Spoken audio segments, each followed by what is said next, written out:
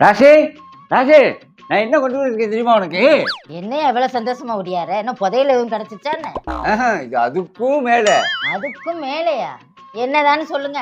இங்க பாரு, அவ்வளவு இருந்து நம்மளை பேட்டி எடுத்தாங்கல்ல, பேட்டி வந்துருச்சு. எவ்வளவு சந்தோஷமா இருக்கு தெரியுமா? நான்லாம் நினைச்சு பார்க்கவே இல்லை. இதுவரை விகடன் வாசகராக தான் நம்ம இருந்தோம். ஆனா விகடன்லயே நம்ம பேட்டி வரும்னு நான் நினைச்சு கூட பார்க்கல. Too late. டூ லேட்டா? நான் ராத்திரி பூரா தூங்கல. 5 மணிக்கே போய் பண்ணற அளவு வாங்கிட்டு வரேன். ஆமாயா, உலகம் உள்ளங்கையில இருக்கு. நீங்க பொன்னமராவதி போறதுக்குள்ளேயே நான் விகடன் ஆப்ல பாத்துட்டேன். உங்களுக்கு முன்னாடியே நாங்க பாத்துட்டோமாக்கும்.